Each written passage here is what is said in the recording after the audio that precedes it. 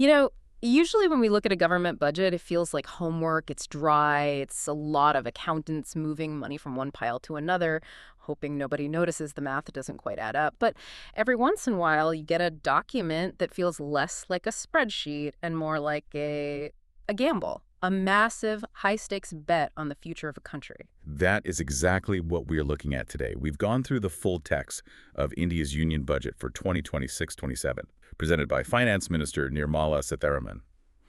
And you use the word bet. I think that is the perfect framing. This is her 9th consecutive budget, which is historic in itself. But the strategy here is it's just distinct from anything we saw during the election cycles. It feels different, doesn't it? Usually there's a lot of playing to the gallery, freebies, handouts. This one feels heavier. Completely. The election cycle is over. This is what you call a legacy budget or, a structural budget. The government has this deadline of 2047 Viksit Bharat or developed India. And they're looking at the calendar realizing, okay, we don't have that much time left. Yeah. So the theme here isn't just spending. It's what I'd call disciplined ambition. Disciplined ambition. That sounds like a corporate buzzword you'd hear at a retreat. What does that actually mean for the economy? It means they're trying to do two contradictory things at once.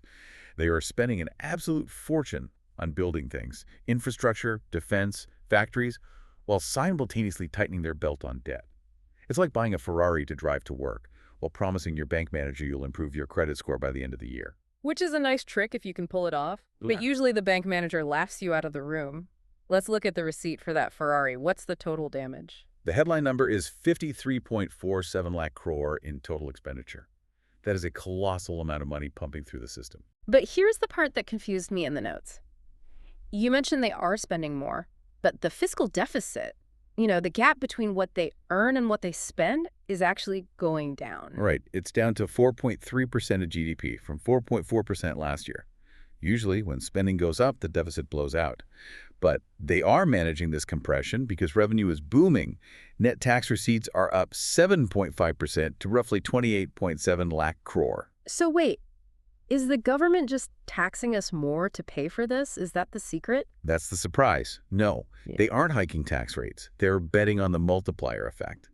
They believe if the economy grows fast enough and compliance gets better, they'll collect more money even with the same rates. It's a growth-driven strategy, not a tax hike strategy. Okay, so they have the cash. Where are they burying it? Because I always hear about capital expenditure or Capex. Is that still the main story? It is the only story that matters. Let's break down Capex for a second, because people hear it and tune out. Revenue expenditure is paying salaries, subsidies, keeping the lights on. It's money that is gone once you spend it. Capital expenditure is building an asset, a road, a bridge, a power plant. So revenue expenditure is buying groceries. Capex is renovating the kitchen. Perfect analogy. And they have allocated 12.22 lakh crore to Capex. That is 4.4% of GDP. We haven't seen a number that high in a decade. 4.4% of GDP just on renovating the kitchen. That is aggressive. It is. And the economic theory is that for every rupee you spend on Capex, you get about 3 rupees of economic growth down the line. It's an investment in the productive capacity of the nation. But there is a catch. There's always a catch. The catch is the debt. While they are building like crazy, they have set a hard target to stabilize the debt to GDP ratio at 50% by 2030. They are walking a tightrope. If growth slows down, that debt burden becomes heavy very, very quickly. Well, speaking of building, let's get into the things we can actually see. The infrastructure. I feel like every year we talk about railways, and every year it's just more tracks. Is this year any different, or is it just a rehash? It is different because of the speed and the who. The allocation is huge, 2.81 lakh crore. But they aren't just laying generic tracks. The focus has shifted to 7 specific high-speed rail corridors. We're talking Mumbai, Pune, Hyderabad, Bengaluru, Delhi, Varanasi. So actual bullet trains, or just slightly faster trains that still get stuck behind a freight train. A mix, but significantly faster. These are designed to kill domestic short-haul flights. If you can get from Mumbai, Pune in under an hour comfortably, why would you drive or fly? It changes the economic geography of those cities. That's great for the business consultant with a laptop, but what about the guy who just needs to get home to his village? Or the student? I'm glad you asked that because that's usually the critique, that this is elitist infrastructure. But the budget actually pivots here. They've announced 17,500 new general coaches. That's a lot of seats. It is. And it's a direct response to the overcrowding we've seen in the last couple of years. Along with rolling out 200 new Vande Bharat trains and 100 Amrit Bharat trains, they're trying to democratize speed. It's not just for the premium ticket holder anymore. Plus, they are heavily funding Kavach, the automatic train protection system. Safety is getting a massive chunk of that budget. Okay, trains are getting faster and safer. What about roads? I saw the Ministry of Road Transport got over 3 lakh crore. Are we just paving the rest of the country? We are, but the philosophy has changed. Since 2014, the National Highway Network has grown by 61%. That is insane growth. But you know what happens when you build that much, that fast? Potholes. Potholes, wear and tear, Yeah. degradation. So the narrative in this budget has shifted from build, build, build to maintain and secure. They've allocated over 5,000 crores specifically for maintenance. It sounds boring, but it's a sign of a maturing economy. You stop just expanding and start taking care of what you have. That makes sense. It's the difference between buying a house and actually fixing the roof when it leaks. But I have to ask about something weird I saw in the notes. Seaplanes. Are we really doing that? We are. It's part of the maritime push. There's a coastal cargo promotion scheme to double water transport, which is much cheaper than road or rail. But the flashy part is the incentive for seaplane manufacturing and a 25,000 crore maritime development fund. So I can take a seaplane from Mumbai to Goa. That's the vision. Utilizing the 7,500-kilometer coastline for tourism and connectivity. It's an untapped resource. It sounds like a James Bond movie, but the economics of coastal tourism are actually very strong. Okay, so we're connected by land and sea. But let's look at the borders. Defense. This section of the budget seemed heavier than usual. It is. The defense budget hiked by 15.3% to 7.85 lakh crore. You cannot look at this number in a vacuum. You have to look at it in the context of Operation Sindoor and the standoff we saw in May 2025. That definitely changed the mood in the room. It served as a reality check. The government realized that in a modern conflict, having 1 million soldiers isn't enough if your tech is outdated. So the capital outlay, the money for buying new toys, jumped nearly 22%. What are they buying? It's not just rifles and bullets. It's advanced combat aircraft, drones, and network-centric warfare capabilities. But the key here is where they are buying it from. The Atmanirbhar Bharat self-reliant India theme is aggressive here. That's the Make in India for weapons. Right. The documents highlight the procurement of 156 light combat helicopters, the Proshant. These have over 65% indigenous content. Why does that percentage matter? Is it just national pride? No, it's supply chain autonomy. Think about it. If you get into a conflict, you don't want to be waiting on a shipment of spare parts from a foreign country that might decide to sanction you, or a country that simply refuses to ship because they are neutral. Building it at home is a security strategy, not just an economic one. So we are building helicopters, but we're also trying to build the brains of the operation, chips. I saw Semiconductor Mission 2.0. What happened to 1.0? Did it fail? Not at all. Think of Mission 1.0 as laying the foundation. It was about getting the foot in the door, setting up assembly plants, testing facilities, basically taking a chip made somewhere else, packaging it, and shipping it. The digital equivalent of putting the phone in the box. Exactly. But Mission 2.0 is the level up. It's launching with 1,000 crore initial seed money this year, but the focus is on IP intellectual property and full stack design. Meaning we want to design the chips, not just glue them to the board. Precisely. Yeah. We want the patent, not just the labor. We want to own the blueprint. And the demand is clearly there. They actually doubled the allocation for the electronics component manufacturing scheme to 40,000 crore because the private sector companies like Tata Electronics, Micron, are asking for it. They're ready to scale, and the government is putting up the cash to help them. But you can't make chips without the raw materials. And this is where I think the budget gets into spy thriller territory. Rare earth corridors. This is my favorite part of the budget because it's geology masquerading as geopolitics. Rare earth elements are the vitamins of modern industry. You need them for EV batteries, wind turbines, fighter jets, missile guidance systems. And right now, who controls that? China controls about 90% of the global processing. That is a chokehold. If they turn off the tap, the global tech industry freezes. And we have seen them use this leverage before. So India is announcing rare earth corridors in Kerala, Tamil Nadu, and Odisha to process these minerals domestically. So this isn't just about making money. This is about not being held hostage. 100%. It's a strategic security play disguised as industrial policy. If you control the rare earths, you control the supply chain for the future economy. It's about breaking that 90% dominance so that our defense and energy sectors aren't vulnerable. It's fascinating how digging rocks out of the ground determines national security. But let's zoom in. We've talked about the macro stuff. What about the people? Specifically, the people who are essentially the oil in the engine of the modern city, the gig workers. This is a legitimate breakthrough. For the first time, we are seeing institutionalized Social Security for the gig and platform workforce.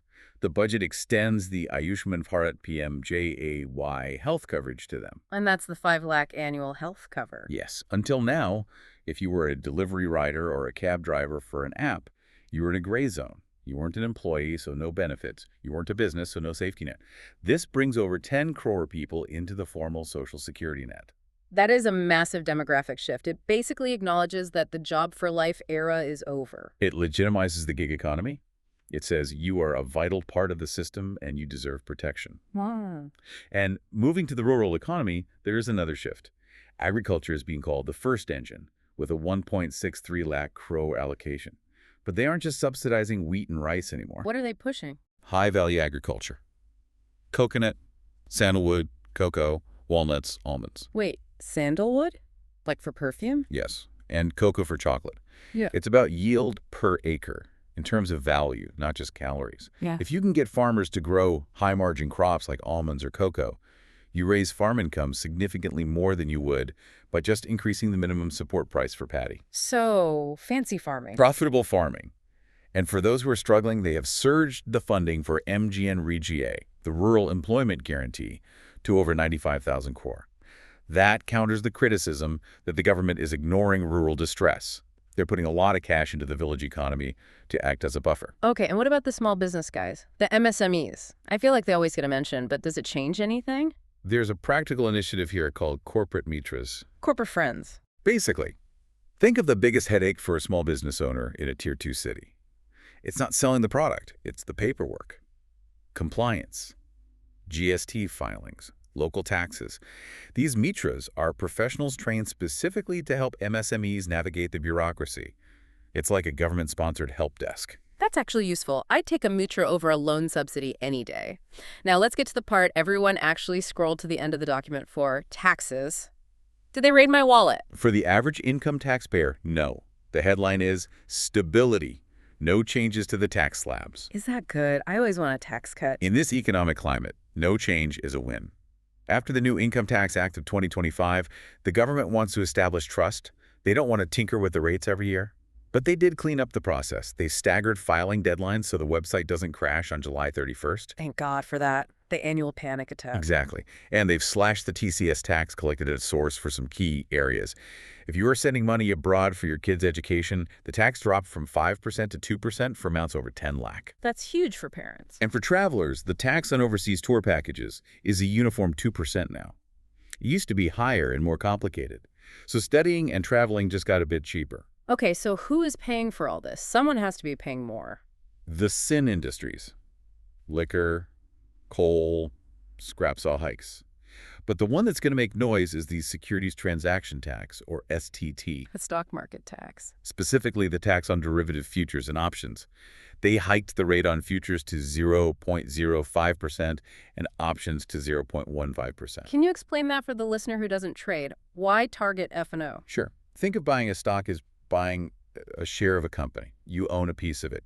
Derivatives, or futures and options, are basically betting on the direction the price will go without actually buying the stock. It's a bit like betting on a horse race versus buying the horse. So it's gambling. In the hands of retail investors, it often is. The government is worried that too many regular people are treating the stock market like a casino, gambling on options they don't understand and losing their savings.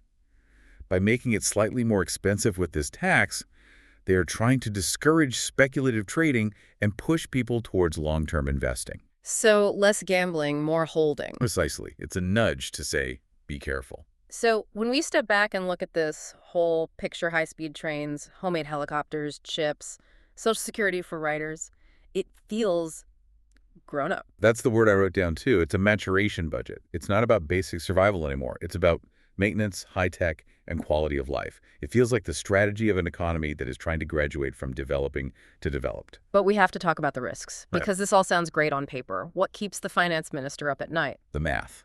Specifically, interest payments. We crunched the numbers. Interest payments on past debt now consume 92.5% of the finance ministry's allocation. Whoa. Wait, 92%. Yes. Imagine 92% of your paycheck going just to pay off the interest on your credit cards.